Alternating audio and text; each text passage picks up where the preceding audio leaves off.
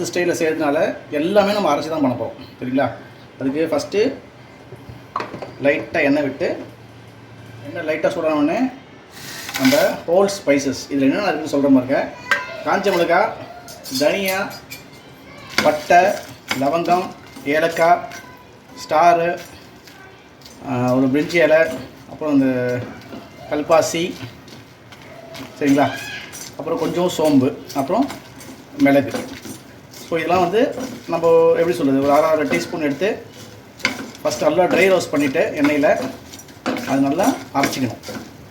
So இந்த டிஷ்ஷுக்கு மெயினே இந்த மசாலா தான் உங்களுக்கு ஃப்ளேவர் கொடுக்கும் ஃபஸ்ட்டு சரிங்களா. அடுத்தது அது நல்லா வதக்கி எடுத்துட்டோம், ட்ரை ரோஸ்ட் பண்ணி எடுத்துட்டோம், ஆற வச்சுருக்கேன். அடுத்தது அதே பேனில் கொஞ்சம் எண்ணெய் விட்டுட்டு நம்ம வெங்காயத்தை பொன்னிறமாக வதக்கணும் சரிங்களா. நல்லா கோல்டன் ப்ரௌன், டார்க் கோல்டன் ப்ரௌனில் நம்ம வதக்கணும் சரிங்களா. லைட்டாக காஞ்சோன்னே ஒரு 2 மீடியம் சைஸ் வெங்காயம் சரிங்களா, அது போட்டு நான் சொன்ன மாரி நல்லா கோல்டன் ப்ரௌனில் வதக்கணும். ஸோ வெங்காயம் நம்ம இந்த ஸ்டேஜுக்கு வதக்கணும். அடுப்பு ஆஃப் பண்ணிவிட்டு அந்த சூடில் லைட்டாக ஒரு 2 நிமிஷம் வதக்கி விட்டுருங்க. ஸோ நம்ம இது நல்லா ஆறினோடனே வெங்காயம் அப்புறம் நம்ம ஏற்கனவே வதக்கி வச்சோம்ல அந்த மசாலா அது எல்லாம் சேர்த்து நல்லா ஒரு பேஸ்ட்டாக அரைக்கணும் சரிங்களா. வெங்காயம் அந்த மசாலா நல்லா ஆறுற வரைக்கும் ஆறுறதுக்குள்ளே நம்ம தக்காளி ஒரு 3 மீடியம் சைஸ் தக்காளி, அது கூட கொஞ்சம் கொத்தமல்லி, புதினா போட்டு இதையும் நல்லா ஒரு பேஸ்ட்டாக அரைச்சி வச்சுக்கோங்க. 1 kg நாட்டுக்கோழிக்கு 100 ml கடலை எண்ணெய் சரிங்களா. எண்ணெய் லைட்டாக காயிட்டோம். ஒரு 3 பச்சை மிளகாய், பூண்டு பேஸ்ட்டு ஒரு 50 கிராமு. லைட்டாக பூண்டை வந்து ஆயிலில் லைட்டாக இதை வதக்கி வச்சுக்கோங்க. அது சூப்பராக ஒரு அரோமா கொடுக்கும், அதுக்கு நல்லாயிருக்கும். இந்த ஸ்மெல்லு வந்து இந்த குழம்புக்கு எப்படி சொல்கிறது ஒரு ஃப்ளேவர் ஆட் ஆகும்.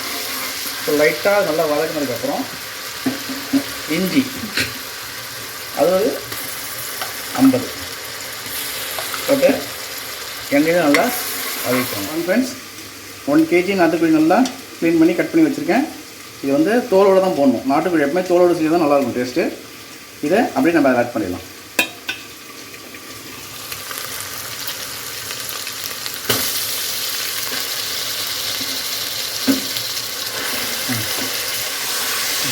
போட்டு நல்லா மிக்ஸ் பண்ணி விட்டே இருங்க. ஒரு எப்படி சொல்கிறது ஒரு 1 நிமிஷம் நல்லா மிக்ஸ் பண்ணிவிட்டு அதுக்கப்புறம் லைட்டாக உப்பு சேர்த்துக்கணும். இது ஆயிலே ஒரு 10 நிமிஷம் நல்லா வதங்கணும் சரிங்களா. அதுக்கப்புறம் தான் நம்ம அரைச்சி வச்ச இந்த மசாலாலாம் போடணும்.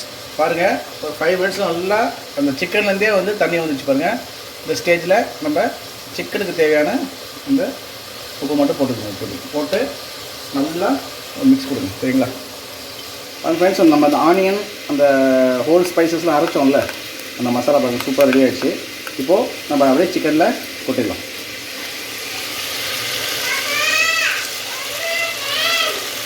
கூடவே ஜார்லேருந்து தண்ணி அப்படியே விட்டுருங்க அதில். ஸோ விட்டுட்டு நல்லா இந்த சிக்கனோட இந்த கோழியோட நல்லா மிக்ஸ் பண்ணி விடுங்க. இது ஒரு 5 மினிட்ஸ் நல்லா கொதிக்கட்டும். பாருங்க ஃப்ரெண்ட்ஸ் இந்த வெங்காயம் பேஸ்ட்டு அந்த மசாலாலாம் நல்லா இந்த சிக்கன் கூட குக் ஆகிடுச்சு. ஒரு 10 நிமிஷம் நல்லா பாருங்கள் நல்லா ஒரு கலர் அரைச்சி வச்சா தக்காளி அப்புறம் கொஞ்சோண்டு புதினா கொத்தமல்லி சரிங்களா. இதை வந்து அப்படியே அதில் ஆட் பண்ணிவிட்டு நல்லா ஒரு மிக்ஸ் கொடுங்க சரிங்களா. நம்மளுக்கு இதுதான் கன்சிஸ்டன்ட். இந்த ஸ்டேஜில் உங்களுக்கு என்ன கன்சிஸ்டன்ட்டில் உங்களுக்கு கிரேவி வேணுன்றது பார்த்துக்கோங்க. அதுக்கேற்ற மாதிரி தண்ணி ஊற்றிட்டு ஒரு 2 நிமிஷம் கழித்து குக்கர் விசில் போட்டு வச்சுருங்க. ஏன்னா நாட்டுக்கோழின்னும் போது ஒரு 4லேருந்து 5 விசில் விட்டிங்கன்னா அது நல்லா சூப்பராக குக் ஆகிடும். நம்ம உப்பு வந்து வெறும் சிக்கனுக்கு மட்டும்தான் போட்டோம், கிரேவிக்கு போடல. ஸோ கிரேவிக்கும் தேவையான உப்பு போட்டுக்கோங்க. போட்டுட்டு விசில் போட்டு வச்சிடலாம். பாருங்கள் ஃப்ரெண்ட்ஸ் குழம்பு சூப்பராக ரெடிச்சு பாருங்கள்.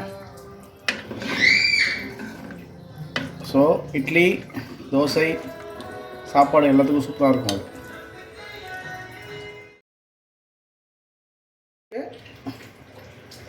ஒரு 100 கடலை எண்ணெய். நம்ம 1 கிலோ சிக்கன் செய்யணும் சரிங்களா. அதுக்கு 100 கிலோ கடலை எண்ணெய், 100 கிலோ கடலை எண்ணெய்.